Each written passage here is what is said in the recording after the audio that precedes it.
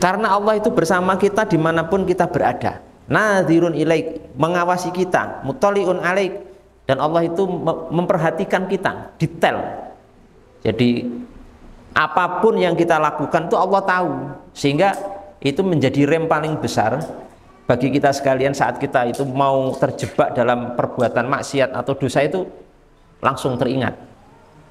Ya, misalkan kita mau meninggalkan sholat, walaupun manusia ada yang tidak tahu semua, tapi apa? Allah Subhanahu wa Ta'ala tahu. Kita mau ngambil, mau mencuri, kita mau melakukan apapun itu, walaupun semua manusia tidak tahu, tapi apa? Allah Subhanahu wa Ta'ala tahu detail. Ilmunya Allah itu meliputi segala hal. Ilmunya Allah itu sempurna 100%, tidak tercacati oleh satu kekurangan pun, sekecil apapun itu. Itu ilmunya Allah Subhanahu wa Ta'ala. Jamaah yang dimuliakan Allah Subhanahu wa Ta'ala, kemudian ada seorang ulama atau hadis dulu ya, menguatkan masalah ini. Nabi kita Muhammad SAW menyatakan, alaika bitaqwallah fa innaha jima'u kulli khairin. Wajib atasmu untuk bertakwa pada Allah, karena ketakwaan kita pada Allah itu apa? Jima'u kulli khair, mengumpulkan segala kebaikan. Jadi kebaikan itu terkumpul di ketakwaan kita pada Allah Subhanahu wa Ta'ala. Sampai dalam hadis lain itu, seorang yang bertakwa itu, orang yang bertakwa itu apa?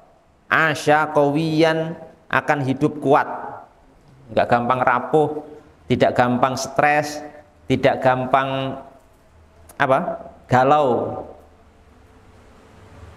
Kalau kita masih gampang galau, stres, gampang punya pikiran, terus nanti stroke, itu tandanya bisa dipastikan ketakwaan kita tipis. Ya, kalau kita begitu gampang bersedih dengan sesuatu yang menimpa kita, apalagi sampai stres, itu mesti ketakwaannya tipis. Karena Nabi ini Nabi yang menyatakan, orang bertakwa itu manittaqo asya qawin, pasti orang itu kuat. Makanya dulu Nabi dan para sahabat itu waktu berjuang menyebarkan Islam itu fisabilillah, itu kebanyakan perang di masa itu di bulan Ramadan. Jadi sahabat dan Nabi itu perang fisabilillah sambil puasa. Kok kuat? Karena bertakwa. Kalau model-model kita Ramadan suruh perang, mundur, teratur. Wong kita Ramadan enggak perang saja sudah hampir-hampir mundur ya, sudah banyak sambat puasa. Kok belum maghrib ya, kok belum adzan ya, gitu. Kok ini matahari ini kok lama sekali ya, dilit-dilit melihat jam, dilit-dilit melihat jam. Nah itu kelas ketakwaan kita baru seperti itu lah. Bisa dibayangkan kalau ternyata kita hidup di zaman sahabat, terus diajak perang di bulan Ramadan, berjalan bermil-mil, cuma naik kuda, jalan kaki pas puasa, masih harus menghadapi musuh face to face, ketemu musuh hadap-hadapan langsung. Kalau sekarang perangnya masih enak, pakai jarak jauh, pakai senapan, jarak 3 kilo bisa tembus. Senjata otomatis sekarang bisa sampai peluru itu, kalau dulu tidak. Sampai mereka itu makan belalang Pak, saking miskinnya itu makan belalang dalam menyebarkan Islam itu. Kalau kita suruh makan belalang, mundur Pak, luwih becik, ora Islam-islaman. Lah makanya kalau kita susah, hidup kita susah, kok kita kurang materi kita, kok miskin, ya ingat kondisi ini. Pokoknya orang bertakwa mesti kuat. Orang bertakwa itu pribadinya kuat, fisiknya kuat, qawiyan. Ya, kita melatih diri kita seperti itu. Ya, itu qawiyan, orang takwa itu qawi. Ya, qawiyan kata Rasulullah, sarafi biladi aminan. Kalau berjalan di negerinya dia akan aminan, merasa aman karena dia punya Allah Subhanahu wa taala. Hebatnya orang-orang bertakwa. Apa takwa itu? Ya, tadi cuma rukun iman, rukun Islam itu aja. Itu sudah cukup ya. Kemudian ada seorang ulamanya Wahab rahimallahu taala, al-imanu Oryan au Iryan.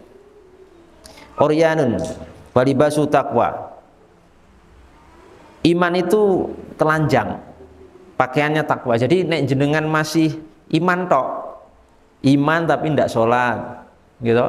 Wong muslim tapi napa? Ndak sholat. Muslim tapi ndak puasa Ramadan. Muslim yo nggak mau bayar zakat, baik zakat fitrah atau zakat mal, wis blas ora gelem bayar. Padahal mungkin hartanya ini masuk nisab, ya. Hartanya itu masuk nisab karena berjumlah 85 juta, dalam setahun tidak kurang dari jumlah itu, maka di akhir tahun wajib dikeluarkan zakatnya 2,5%. Itu zakat mal, ya. Dan zakat fitrah. Haji mampu ya nggak berangkat, hariannya maksiat tapi masih iman, belum murtad. Nah itu iman orang seperti ini masih telanjang, belum berpakaian. Nah pakaiannya Pak walibasu tak ya Pak, kalau mau berpakaian takwa ya sholat, wong iman ya harus sholat, gitu. Orang iman harus sholat fardu, ya nek Ramadan puasa, terus ya seterusnya tadi ya jangan maksiat biar kita berpakaian. Kemudian jamaah yang dimuliakan Allah Subhanahu wa taala,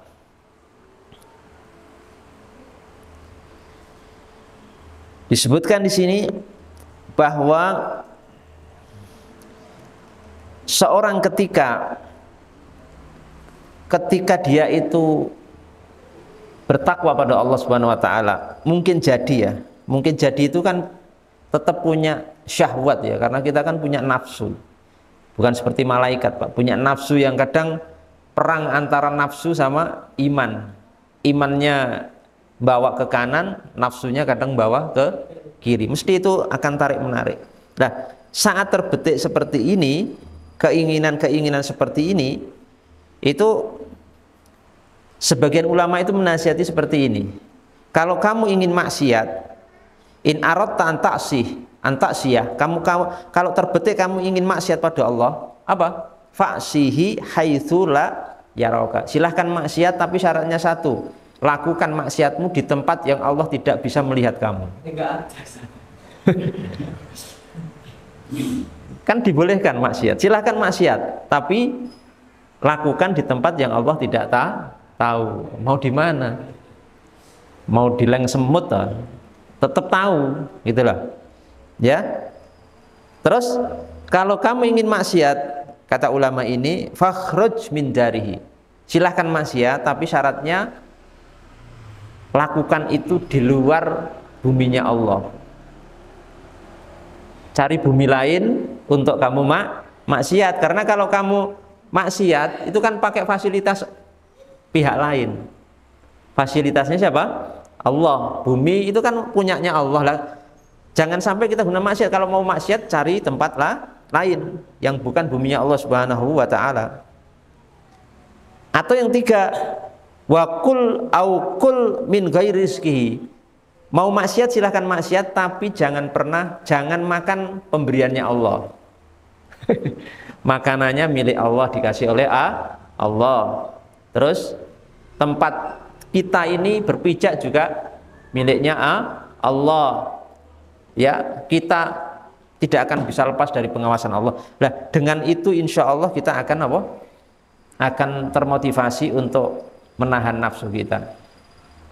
Makanya manusia itu luar biasa tuh. Manusia itu kalau takwa dan soleh itu melebihi martabatnya malaikat, lebih utama manusia Pak. Sebab kalau kita itu bisa takwa dan soleh itu hasil perjuangan. Sebab kula jenengan terlahir membawa syahwat. Kalau malaikat bertakwa dan soleh itu biasa. Sebab penciptaan malaikat itu tidak dibekali nafsu dan syahwat. Biasa malaikat itu tiap waktu, sepanjang waktu umurnya niku bertasbih pada Allah, taat terus, biasa. Tapi kok kita bisa bertasbih, bisa taat pada Allah, itu atas perjuangan yang sebelumnya mengalahkan nafsu dan syahwat kita.